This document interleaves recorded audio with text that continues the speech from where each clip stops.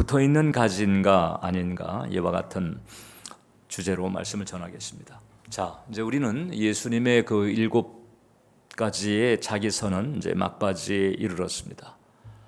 나는 참 포도나무다. 참 포도나무라고 하셨습니다. 그냥 포도나무가 아니고, 그렇다면 이제 거짓 포도나무가 있다는 말입니다. 사실 이 참 포도나무 그리고 거짓 포도나무의 구도는 유대인들이라면 오랜 신앙 역사를 통해서 감을 잡고 있는 그런 얘기입니다. 이 구약 성경을 보면 종종 하나님은 포도원의 농부로 비유가 되고 이스라엘은 포도나무로 비유가 되는 경우가 있습니다. 시편 80편을 보면 주님께서는 이집트에서 포도나무 한 그루를 뽑아 오셔서 문 나라를 몰아내시고 그것을 심으셨습니다. 땅을 가꾸시고 그 나무에 뿌리를 내리게 하시더니 그 나무가 온 땅을 채웠습니다.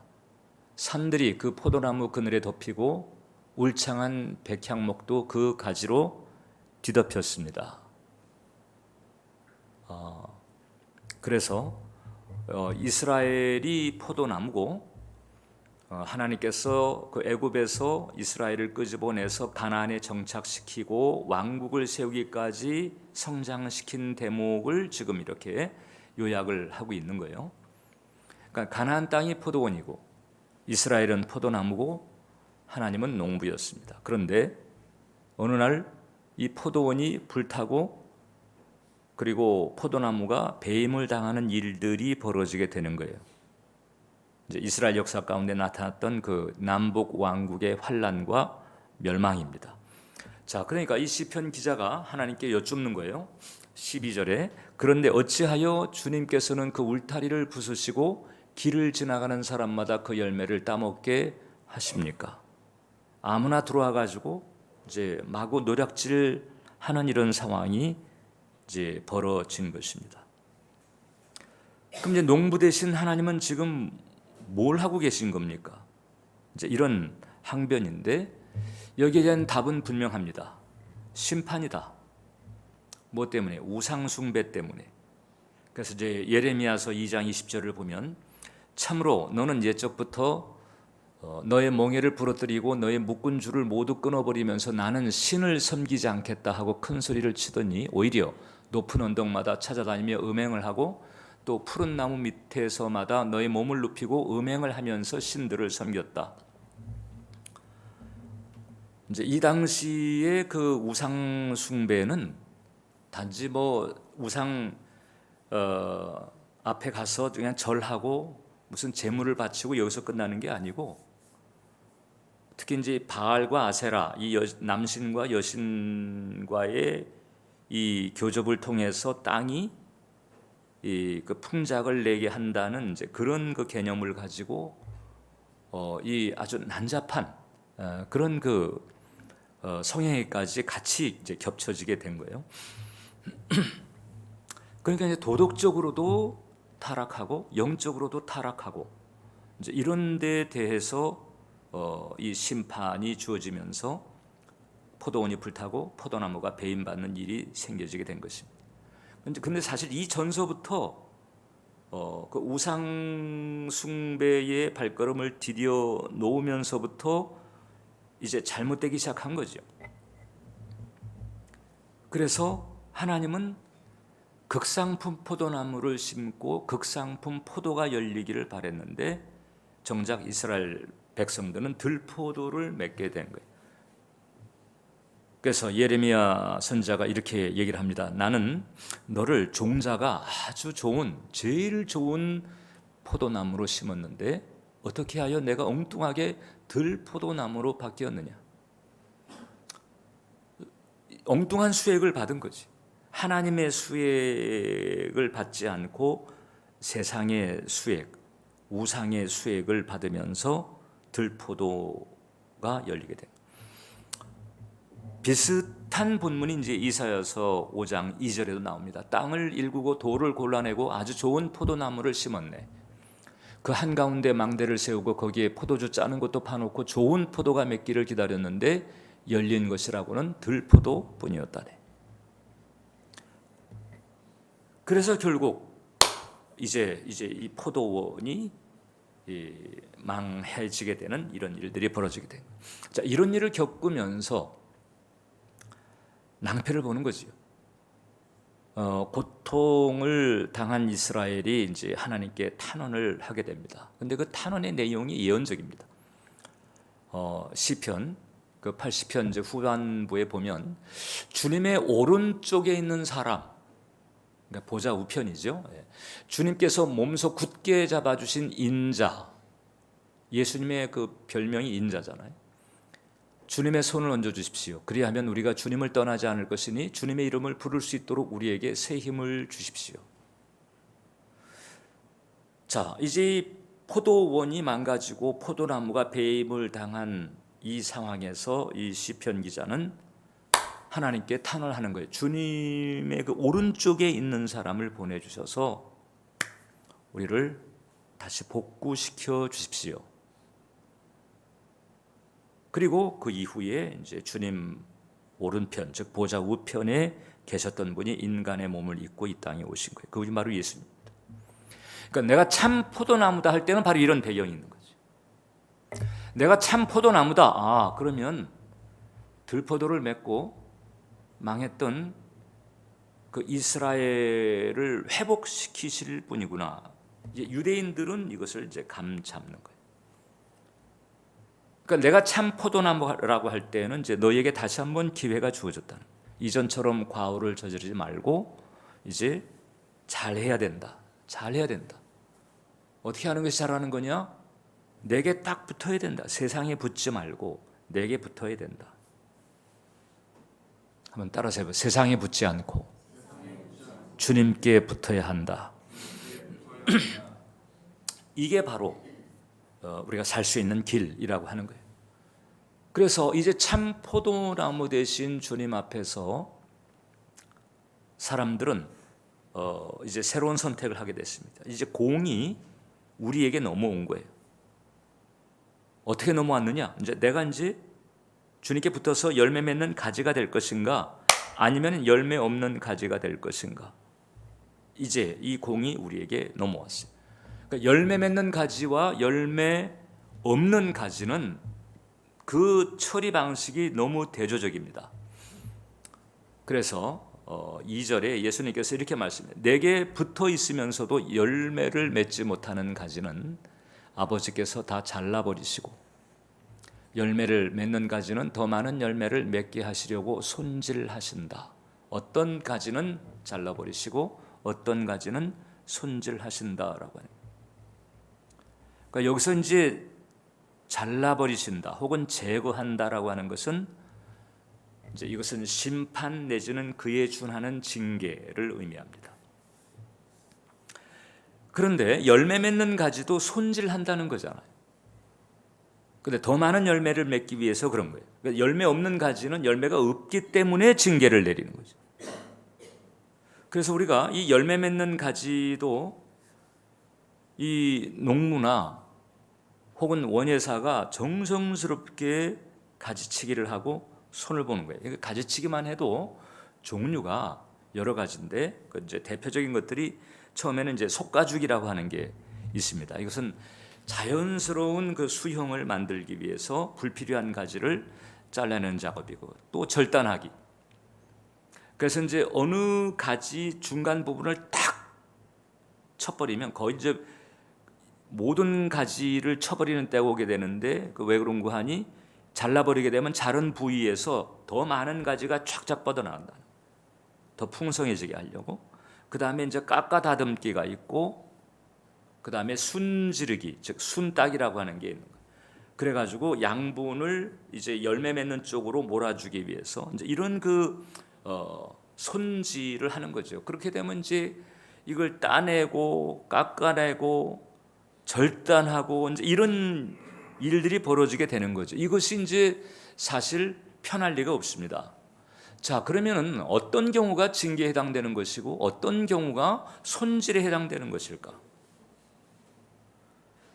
왜냐하면 손질 받는 것도 이게 편한 건 아니잖아요. 예, 솎아야 되고 잘라내야 되고 다듬어야 되고. 이렇게 보면 되죠. 열매가 없는 상태에서 겪는 우환은 징계 차원으로 보면 됩니다. 그러니까 내가 쭉 봤을 때 내 삶에 열매가 보이지 않는데 우환이 생겼다. 그것은 이제 징계 쪽으로 보면 돼요. 근데 열매가 있는데도, 열매가 없는 게 아닌데도 자꾸 이제 부대낌이 있다. 그러면 이제 그건 가지치기에 속합니다. 그러니까 열매가 있느냐 없느냐, 조금이라도 있느냐 없느냐, 이거에 따라 달라요. 자, 그럼 이제 열매가 어떤 건가? 이제 이게 이제 관건이 되죠. 열매라고 하는 건 도대체 어떤 걸까? 뭐 일단 이제 성령의 열매가 분명히 있으니까 당연히 성령의 열매를 맺는 삶은 우선적으로 속하죠. 조금 더 이제 큰 틀에서 보게 되면 이제 일관되게 하나님의 길을 따라가면서 하나님의 의와 나라를 구하는 것이다. 일관되게 하나님의 길을 따라가면서 혹은 하나님의 법에 순종하면서 의와 나라, 하나님의 의, 하나님의 나라를 구하는 것, 이게 바로 하나님이 원하시는 열매다. 원래 여러분 구약시대 때 이스라엘이 이것 때문에 선택을 받은 거예요. 하나님께서 큰 민족도 아니고 큰 나라도 아닌 이스라엘을 택해서 애굽에서 끄집어내고 가나안 땅에 정착시켜 가지고 왕국을 세우신 이유는 뭔가 하니 제사장의 역할을 하게 하려고. 제사장 민족, 제사장의 나라요. 제사장이라고 하는 게 뭐냐? 하나님과 이 땅의 백성 사이의 일종의 이제 중재자인데, 이 땅 백성에게는 하나님을 알려주는 거죠. 그리고 하나님을 향해서는 이제 중재 역할을 하는 거예요. 결국 이 땅에는 열방들을 향해, 이스라엘은 제사장 나라로서 열방들로 하여금 하나님의 존재를 알게 하고 하나님의 주되심을 알게 하고 그 하나님으로 하여금 하나님으로 예우받게 하는 이런 깨달음을 가지게 해서 하나님 앞에 예배자로 세우는 뭇 영혼들을, 이것이 바로 이스라엘의 선택받은 이유인 거예요. 하나님의 주 되심을 알게 하는 사명입니다. 그러니까 이게 무슨 일을 하든지 무슨 일에 종사하고 있든지 간에 하나님의 주 되심, 하나님 나라를 증거해서 뭇 영혼들로 하여금 하나님을 인정하게 하고, 이제 그것의 가장 베스트가 예배 드림이잖아요. 인정하게 하고, 그리고 이제 하나님을 따라 살게 하는. 원래 그랬었는데 원래 그런 구도였는데 아담의 타락서부터 망가졌던 거잖아요. 그걸 다시 회복시키는 거죠. 이런 과정에서 이제 이런 하나님의 의와 나라를 추구하는 그런 사람의 삶에는 성령의 열매가 나타나죠. 육신의 열매가 아니고 성령의 열매가 나타납니다. 산상수훈을 완벽하게 지키지 못해도 그래도 산상수훈을 끊임없이 지향하면서 영혼들을 섬기려 하고, 대계명, 하나님을 사랑하고 사람을 사랑하는 대계명, 그리고 땅끝까지 복음 전하라는 대위임령, 이것을 이제 자꾸 이루려고 힘쓰는 그런 삶을 살게 되는 거죠. 이것이 바로 주님께서 원하시는 열매예요.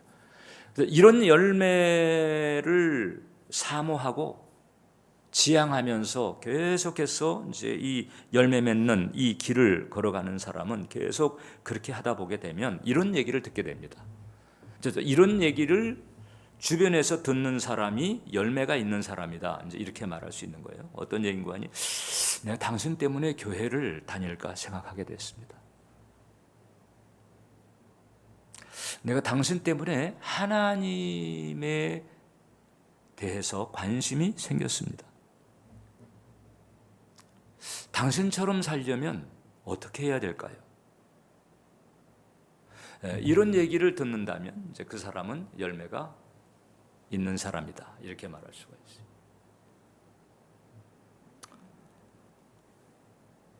있어요. 가지가 예수님께 딱 붙어 있는데 열매 맺지 않는 경우가 있을 수 있을까? 이 R.C. 스프롤은 이렇게 얘기를 했습니다. 열매 맺지 않는 그리스도인들은 애초에 존재하지 않는다. 그럴 수가 없다는 거예요. 그리스도께 딱 접붙어 있으면 열매를 많든 적든 안 맺을 수가 없다는 거예요. 만약 당신이 열매를 맺지 못한다면 그것은 당신이 신자가 아니라는 명백한 증거다. 좀 서늘하죠, 그죠? 야, 그렇게까지? 엄밀하게 따지면 그렇다는 거예요. 그러면 도대체 교회 다니는데 열매에 자신 없는 나는 도대체 뭐지? 그러니까 열매에 이제 자신 있는데도 자신 없을 수는 있죠. 왜냐하면 이제 주님께서 원하시는 기준을 계속 지향하다 보니까 이제 그 부족 부분이 자꾸 의식이 돼서 애통한 마음도 가지고 어떻게 하면은 내가 이 연약함을 벗어나서 좀 더 성숙할 수 있을까? 이제 이런 마음을 가질 수 있잖아요. 사실 열매 있는 가질수록 그런 마음을 가집니다. 이제 그런데 이게 이제 전후 좌우 살펴봐도 열매를 찾기가 힘든 경우인데 그럼 교회를 난 다니고 있고 나는 뭔가?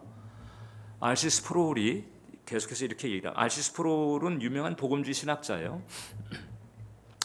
스스로 참 포도나무에 붙어보려고 애쓰는 죽은 나무까지에 불과하다. 또 한 대 더 때립니다.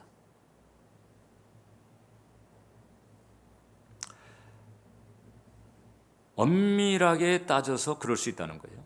왜냐하면 이제 교회 안에는 알곡도 있고 가라지도 있고 열매 있는 가지도 있지만 열매 없는 가지도 있고 이제 비슷한 얘기거든요. 또 끊임없이 이제 우리가 얘기하고 있는 참된 영성과 종교성의 차이, 이제 이런 부분들입니다.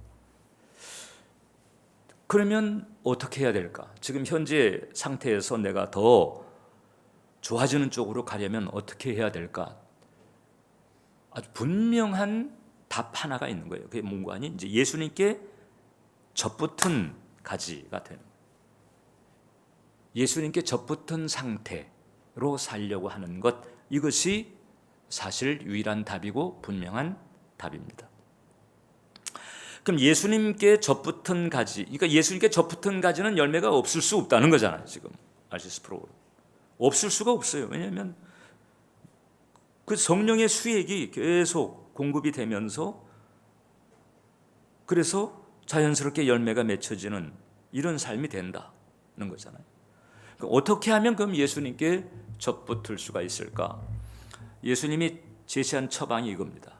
7절에 보니까 너희가 내 안에 머물러 있고 내 말이 너희 안에 머물러 있으면, 이게 지금 이제 우리가 오늘은 새 번역을 제가 이제 소개하고 있는데, 개역 개정판은 너희가 내 안에 거하고 내가 너희 안에 거하면 이렇게 되잖아요. 내 말이 너희 안에 거하면, 거한다, 머물러 있는다. 이게 이제 접붙은 상태입니다. 그러니까 이제 우리가 예수님 안에 머물러 있고 예수님의 말씀이 우리 안에, 내 안에 머무르는 상태가 일관되도록 하는 거지. 그랬다 안 그랬다가 아니고 일관되게 하는 거예요. 그러니까 주님의 말씀이 내 안에 머문다. 여러분, 예수님은 말씀이 육신이 되신 분이에요. 이제 지금 승천하셨지만은 여전히 말씀을 통해서 우리와 함께 하시고 있는 거거든요. 그러니까 우리가 이제 말씀을 대할 때 주님을 대하는 것입니다. 우리가 저 멀리 지방에 계신 부모님이 있는데 그 부모님 내게 편지를 보냈다. 지금 내가 서울에서 부모님이 보낸 편지를 대하는 것이 부모님을 대하는 것과 같은 거잖아요. 자, 그래서 하나님 말씀, 주님의 말씀을 기준으로 하고 주님의 말씀을 생각하고 주님의 말씀대로 살려고 힘쓰는 거예요. 저는 지금 완벽을 얘기하지 않습니다. 살려고 힘쓰는 거예요. 지향, 노력입니다. 우리가 계속 지속적으로 이렇게 할 때 이런 사람은 성령님께서 도와주시게 되어 있고 그 다음에 주님과의 친밀한 교제가 열리는 은총이 임합니다. 이런 사람은 성령께서 도우세요. 그래서 주님과 친밀하게 하고 주님의 임재를 살게 만드는 은혜를 열어주시는 거예요. 그래서 그리스도와의 연합의 상태를 살아갈 수 있도록 하는 거지. 연합입니다. 그리스도와의 연합, 함께 하는 거죠. 근데 그리스도와의 연합인데 이것은 나만도 아니고 그리스도만도 아니고 나와 그리스도와의 연합이에요. 그래서 내가 나로 존재하면서도 나만 있는 것은 아니에요. 내가 하는데 내가 하는 것만도 아닌 거예요. 어느 면에서 내가 그분을 따라가다 보니까 내가 나서지 않았는데도 이루어지게 되는 이런 그 은혜들이 있는 관계, 이게 바로 이제 그리스도와의 연합이고, 사람 간의 관계에 있어서는 가장 근접한 비유가 이제 부부지간이죠.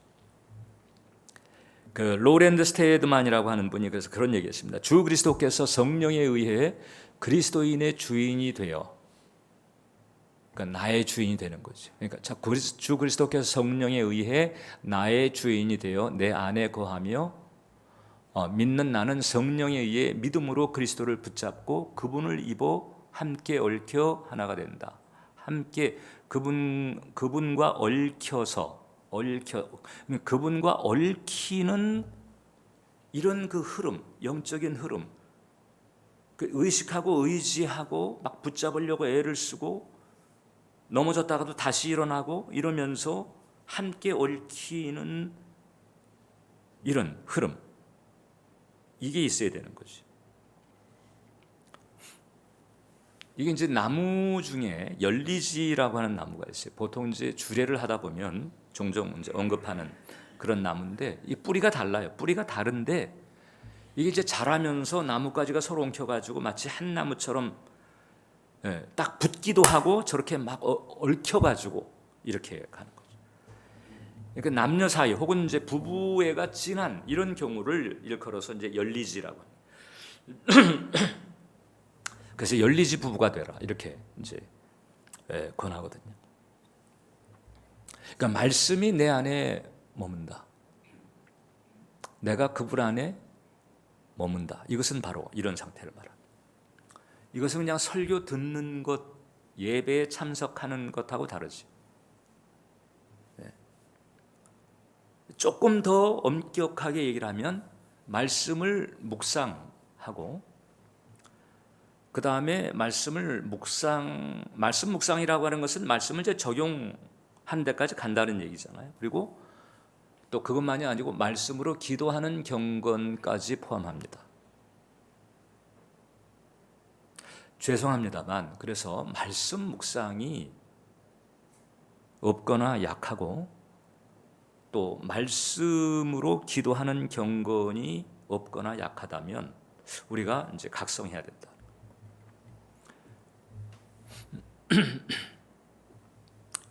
자, 말씀 묵상은 알겠는데 말씀으로 기도한다는 건 뭐죠? 나는 지금 말씀으로 묵상하는 것도 지금 안 되고 있는데 말씀으로 또 기도한다니. 우리의 기도는 통상제 내 필요를 구하는 데에 초점을 두고 있잖아요.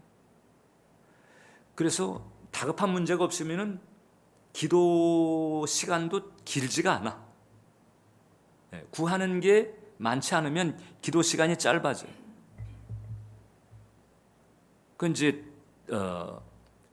기도에 이제 수준 문제가 있는 거죠. 그래서 기도 가운데에서 이제 수준 높은 기도, 성숙한 기도 중에 하나가 말씀으로 기도한다는. 말씀으로 기도한다는 건 뭐냐? 성경 말씀을 놓고 이 말씀의 구절을 언급하면서 이 말씀대로 되게 해달라. 이 말씀에 비춰봤을 때 내가 이 부분이 약하니까 이 부분은 좀 보강할 수 있도록 해주시고 또 이 부분 또 크게 열매 맺게 해주세요. 이런 말씀을 나의 필요가 화두가 아니고 하나님 말씀이 화두가 돼서 그 말씀을 쫓아서 분별하면서 가는 거죠. 그러니까 사실 말씀을 묵상하면서 묵상한 말씀을 가지고 기도하는 것도 말씀 기도라고 할 수가 있습니다. 그러니까 말씀을 놓고 묵상한 그 말씀을 놓고 기도하고 이제 이런 그 은혜가 있는 것이 필요하다. 그게 바로 말씀이 머무는 상태다. 물론 그렇다고 해서 여러분 나의 필요를 구하는 기도를 한다고 해서 정죄감을 가질 필요는 없어요. 그것도 해야 돼요. 그런데 문제는 둘 다 해야 되는데 우리는 필요를 구하는 기도에만 멈추고 있다는 거죠. 필요를 구하는 기도는 가라지도 한다는 거거든요. 알곡이 아닌 경우도 필요를 구하는 기도는 한다. 알곡이 아닌데도 교회를 다니는 것은 필요를 구하는 기도 때문에 사실 교회를 다니는 거예요. 지금 R.C. 스프롤의 얘기는 바로 이런 얘기예요.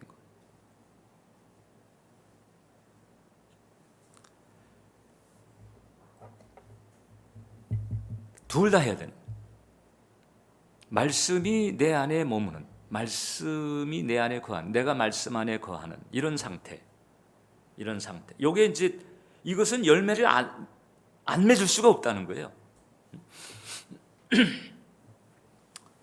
그래서 이렇게 이제 붙은 가지가 돼 있을 때는 어떻게 되는 거 하니? 이제 하나님과의 관계의 성격이 달라지게 됩니다. 이전에는 하나님이 날 위해서 무엇을 해줄 수 있나? 여기에 초점이 있었습니다. 이것에 따라서 하나님과의 거리가 가까워졌다가 멀어졌다가 이렇게. 근데 이제는 달라져. 어떻게 달라지는 거야? 내가 하나님을 위하여 무엇을 할 것인가? 이런 쪽으로 달라지게 되죠. 왜냐하면 말씀 안에 구하다 보니까 깨닫는 게 이제 많아지는 거거든요. 그러다 보니까 내가 받은 은혜, 내가 받은 사랑이 이게 얼마나 엄청난 건지, 얼마나 풍성한 건지를 갈수록 알게 되면서, 그러면 이제 내가 주님을 위해서 할 것이 무엇인가, 이렇게 생각이 이동이 된다는 거예요. 이 시프트가 일어난다는 거죠. 하나님과의 사이에서. 이게 바로 붙어있는 가지에게 일어나는 변화예요. 그러니까 여러분, 말씀이 내 안에 거하는 수준이라고 하는 게 만만치가 않습니다.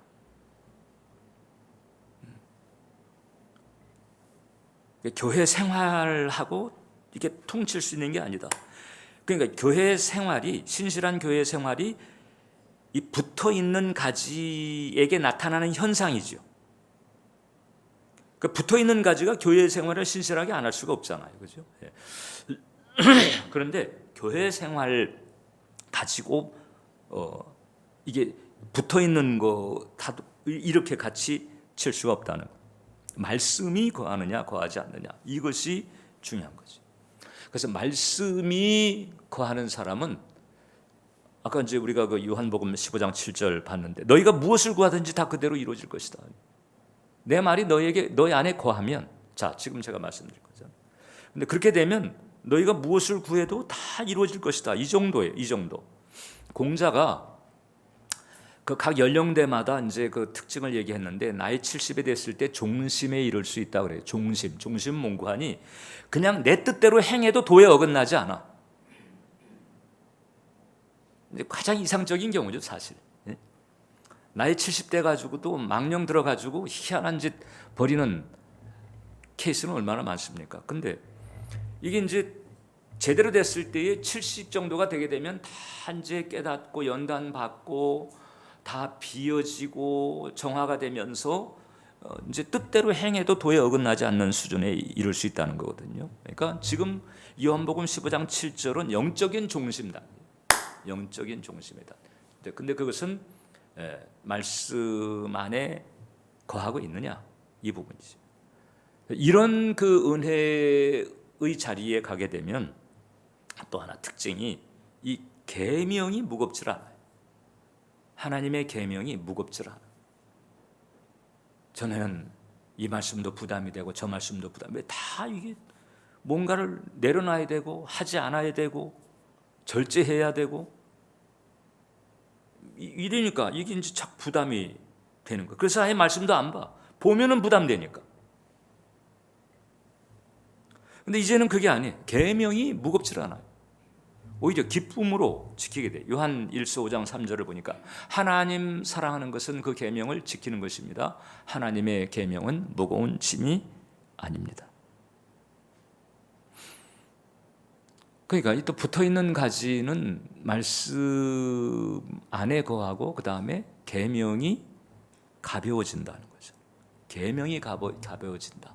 이러면은 이제 그 사람의 세계관 혹은 가치관, 인생관의 어떤 영적인 전환이 지금 잘 이루어지고 있다, 이렇게 말할 수가 있는 거죠. 그러니까 예수님께서 나는 참 포도나무다, 난 너희로 하여금 열매 맺게 할 수 있어 라고 할 때에, 그때 그 열매 맺는 가지가 되기 위해서 이제 우리가 해야 될 부분이 지금 바로 예수님께 붙는 상태가 되는 거예요. 이 예수님께 이렇게 붙는 상태, 말씀 안에 거하고 또 말씀이 머무는 이런 상태가 되는 사람들이 결국 이제 우리가 바라보고 또 닮고자 하는 성경의 위인들이고 교회사의 일꾼들이다라고 하는 거죠. 하나님께 쓰임 받은 사람들은 조금 그 모양은 다를 수 있어도 본질적으로는 다 이렇게 하나님 말씀 안에 거하고 하나님 말씀이 그 안에 거하는 그런 영적인 상태가 구비된 사람. 그렇게 되지 않고는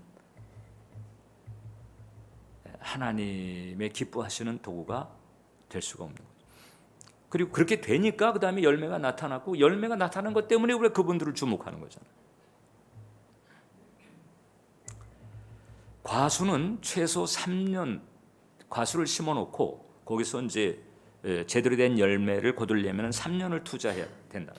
3년을 잘 가꿔줘야 된다. 순도 따주고 가지치기도 하고 벌레도 잡고 거름도 주고 이렇게 해서 3년을 잘 간수를 할 때에 비로소 이제 알찬 열매를 볼 수가 있다는 것이거든요. 그러니까 좋은 열매를 맺기 위해서 필요한 시간이 3년 정도 된다. 초대교회가 교회를 다니겠다고 마음먹은 사람을 놓고 입교 준비 기간을 3년 가졌다고 그랬어요. 3년. 3년 지나고 3년 동안 계속 말씀, 신앙 점검하면서 3년 차가 되었을 때 오케이 된 사람만 세례를 주고 정식 입교인이 되게 했다는 것이거든요.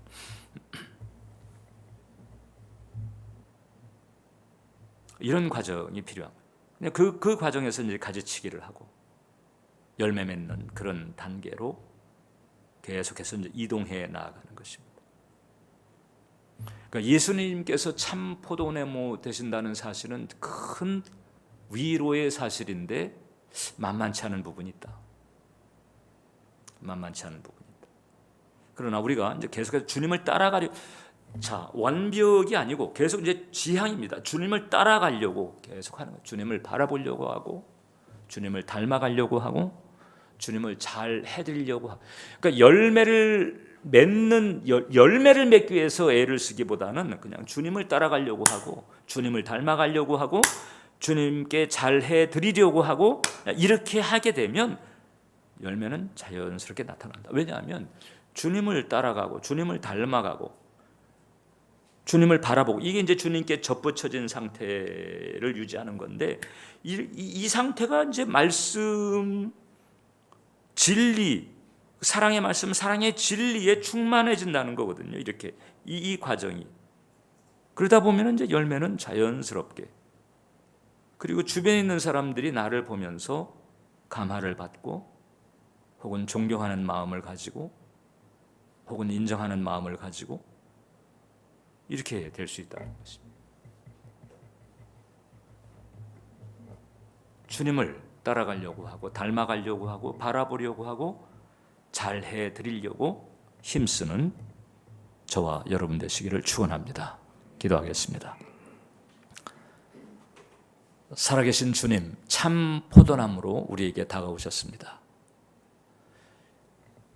이제 잘못된 선택을 했던 이스라엘과 같지 아니하고 올바른 선택을 하며 주의 말씀을 쫓아 주님을 바라보고 주님을 닮아가고 주님을 따라가고 주님의 기쁨 되기 위해서 힘쓰는 삶을 성령 안에서 잘 이뤄갈 수 있도록 우리 모두를 붙들어 주옵소서.